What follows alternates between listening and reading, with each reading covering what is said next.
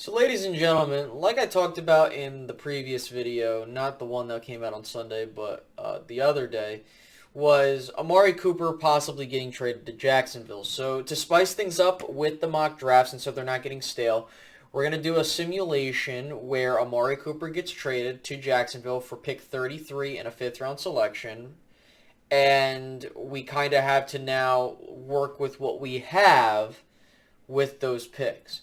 Now, I am going under the assumption the Cowboys will not sign anybody impressive in free agency. They'll just re-sign a couple guys, and we're going to have the, basically press on the draft to be where we fix our team and, hope that you hit there. So we're going to look at picks 24, 33, and 56, okay? So we're going to go through how things went. I'm going to explain why I made certain selections given the circumstances of us losing a receiver like Amari Cooper. And, do the needs change? Okay, so we're going to go through all of that in today's video. Now, before we do that, if you guys could like the video, that would be awesome. Doesn't take too long to do and helps the channel out a lot in YouTube's algorithm. Now, the biggest thing is that over 66% of you guys watching are not subscribed. So if you fall into that 66% and that subscribe button is still red, make sure to hit that button so you get subscribed and you hit the notification bell alongside that so you don't miss out on content like this every week when it drops. So, without further ado, let's just readdress the needs. We are now getting into March, so the next mock draft we do will be a 3-round mock draft because now we're 2 weeks away from free agency. So let's go ahead and get into that. Alrighty, ladies and gentlemen, so when it comes to your draft needs, especially in the circumstances of an Amari Cooper departure, your wide receiving core now becomes a position that you need to upgrade or rather add some talent there. So offensive line is still my biggest need, and you know me, I'm big on replacing left guard and possibly center. However, given the circumstances of the Cowboys offensive line, you can shuffle stuff around, but I still think you need to get a long-term answer at left guard and play him there. That's that. Next is wide receiver. Wide receiver would be your second biggest need, followed by linebacker. Then you have safety, then kicker and edge rusher. Now, the biggest thing when it comes to the latter three is you can find replacements later in the draft. And so, or rather with kicker, you can just sign a guy off the street, which they got in, what's his name, Chris Nagar. Not that I really care for him. It's just more so that you can replace a kicker off the street. As for safety and more specifically the edge portion of it, safety you can get some. There are a lot of guys in this draft that you could get, and edge is the same way. There are plenty of guys in the 3rd to 2nd round that I've been looking at that you can get. Then to kind of go into the secondary needs, tight end, running back, and defensive tackle. And I've already highlighted why I think that tight end comes down to if Schultz returns. If he does, then tight end I'm going to cross off the list. Running back is because Tony Pollard's in the last year of his contract, which I don't believe he's coming back. So if that's the case, then you're going to need to draft a guy to replace him. And then defensive tackle is a secondary need. However, assuming how the Cowboys attack free agency, you might need to get someone in this draft. Unless it's a really good player that falls into your lap, that's something for discussion. So without further ado, let's go ahead and let's get into the 3 picks in this draft. Okay, remember, we got 24, 33 because of the Amari Cooper trade to Jacksonville, like we discussed at the beginning, and then pick 56, okay? So let's go ahead and let's get into this. Jordan Davis, defensive tackle, Georgia. So the Cowboys have not selected a defensive tackle in the 1st round for quite some time. And you might be saying that how in the hell did you get Jordan Davis at 24? Well, when I looked back at how we got to this position, a lot of it comes down to the quarterbacks, a lot of the tackles and cornerbacks, and, edge rushers. Like, a lot of players have been pushing some of these other players down. So if you look at how my mock drafts have progressed, you've seen guys like Kenyon Green, Nakobe Dean, etc. fall into that lap. Now, some of the receivers do end up going early, and in this situation, a lot of the guys that I really did like at 24 did go. But I'm not going to complain. The Dallas Cowboys get, in my opinion, the best interior defensive lineman in the draft, and, the fact is that The Cowboys haven't had like a premier interior defensive lineman for years, okay? And I think that with Jordan Davis, he brings exactly that to the table. And you get a guy that's going to last quite some time there. And, to pair him with a Micah Parsons or another edge rusher, whether it be Tank, Randy, or whoever the hell else is there, you're getting young guys. And I think that I want to stress this too. Pick 24 is best player available. And I think that we need to understand that. Like, I still believe that if a offensive lineman worthy of pick 24 is there, you take him. But in this instance, I got wiped out. Center was gone and Tyler Linderbaum. All of the linemen that I liked, like Trevor Penning, Kenyon Green, Charles Cross, like all those guys were taken before this pick. And a lot of the edge rushers that I like were taken before this pick.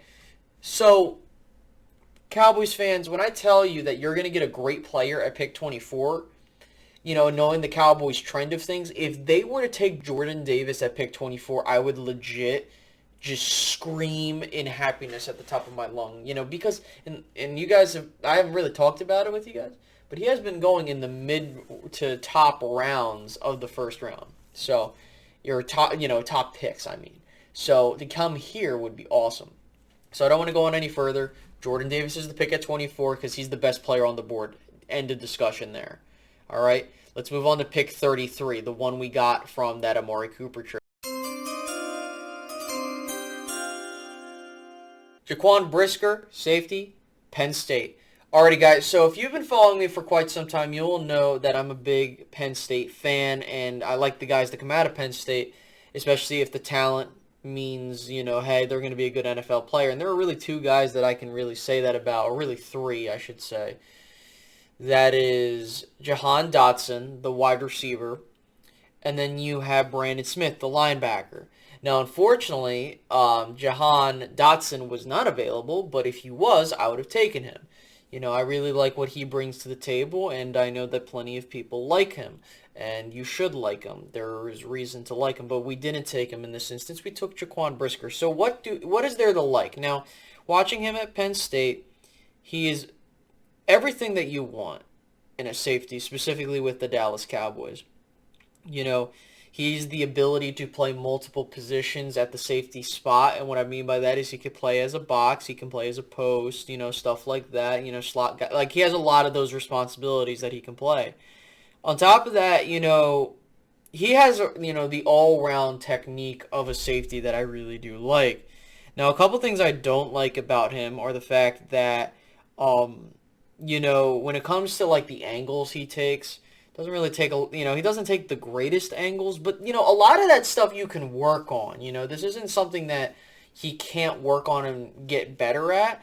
Like, it's not like a physical thing that he can't get around. It's just you're going to have to, you're going to have to teach him that. You're going to have to work up with that. And I think, that's the biggest thing that I have a problem with. And when it comes to tackling, sometimes it's been an issue, but not really. I think that Dan Quinn would love him in his system. And I think that getting a guy like Jaquan Brisker sets you at safety for a long time. I think that, he would be awesome for the long-term safety position. Yes, I've been hearing reports that you're bringing back Jaron Kearse, but Jaron Kearse is basically being that hybrid role of a linebacker and safety, similar to that of what we thought Keanu Neal was going to be, which is kind of crazy. But at least you got that kind of player. Now, you get a guy in Jaquan Brisker who's going to possibly replace a Malik Hooker and or a DeMonte Casey, excuse me. And now we're talking. I would say if you're the Cowboys, safety is a priority in the later rounds unless you have a guy like this on the board. So I don't want to elaborate for a long, long time, but I can talk about my Penn State guys for quite some time. But I'm telling you that when it comes to the all-round package you're getting with this guy at safety, you're going to like him. If you thought guys like Richie Grant and all those other guys were great, you're going to really like him in this draft. So if I had picked 33 and I was wiped out at receiver, and more importantly, there was other guys that were on the board that I would like over him, then I would take them. But Brisker's the pick here. So let's go move on to pick 56 and close out this mock draft. John Mechie III, wide receiver, Alabama. So if you've been watching me in these mock drafts, I know these get boring. However, he is one of my favorite receivers outside of John Dotson and a couple of these other guys. The reason I'm very high on him, and I've talked about this in previous videos, is that he is a guy that you would love to have with an offense like this. A guy that has after the catch ability that, you get with CeeDee Lamb. And, I think that another aspect of things that people don't understand is that, there are plenty of receivers that you can get either here or later. Unfortunately, and this is where the Cowboys are going to have a serious discussion with, is what do you do at this pick? Because there are plenty of receivers that went off the board that I would have liked, and it's really tough because, you could justify going into the third round, but, a lot of the guys that were on the board were tight ends, which I could get other good tight ends later on, or linemen that I could get later on in the draft. But, again, I want to stress that the reason John Mechie is not a first-round pick is because of the injury he sustained.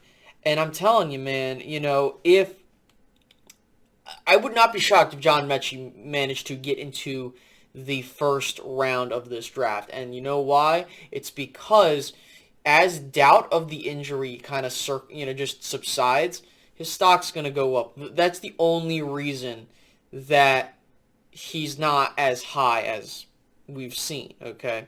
And again, you're getting a speedy guy that can help you take... Now, is he the fastest guy in this draft? No. But if you like what CeeDee Lamb brings to the table, getting a guy like John Mechie would be an awesome pairing. Now, the biggest question is outside of this draft, what does Dallas do going forward from this point? So if I'm the Cowboys, the biggest thing that I'm looking to do is I'm looking to continue to build up the offensive line, or rather get some guys, which plenty of these other guys you can get in the later rounds. Now, I will say the biggest thing going forward, and I'm going to set this expectation if you made it to the end of this video, is that from this point forward, it's going to be best player available at 24 and on. And if you, and I understand that everyone wants to see me take a lineman, and a lot of the times I do, but in these instances, you might not have a lineman. So I think that this is a very damn good draft. You can, grade it down below. And let's put this into perspective, guys.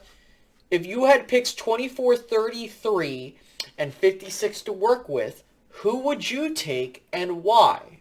Go ahead and do your own mock draft simulations of having the 33rd pick and see how things turn out there. Now, I don't think the Cowboys will trade Amari Cooper. I think it's more likely they release him than trade him, and I might be wrong. And if you get a first-round pick, that would be awesome. But if there's a time to replace Amari Cooper and trade him, this would be the time to do it because of all the nice receivers you have. But I'm not really big on replacing Amari. I think that you have a fantastic receiver in him, and I think that the biggest thing and I've said this, your offensive coordinator just has to do better. Okay, your offensive coordinator has to do better at getting your playmakers the ball. And there were moments where he was doing that, but then he stops because, of course, he's like, well, you don't want to give too many targets to one guy, which is BS. Get the guy that's getting paid the big bucks the ball and just no questions asked later. So that being said, guys, I hope you guys enjoyed today's video. If you did, slap a like, subscribe, and hit the notification bell, and I'll catch you guys in the next one. Have a good one, guys. Bye-bye.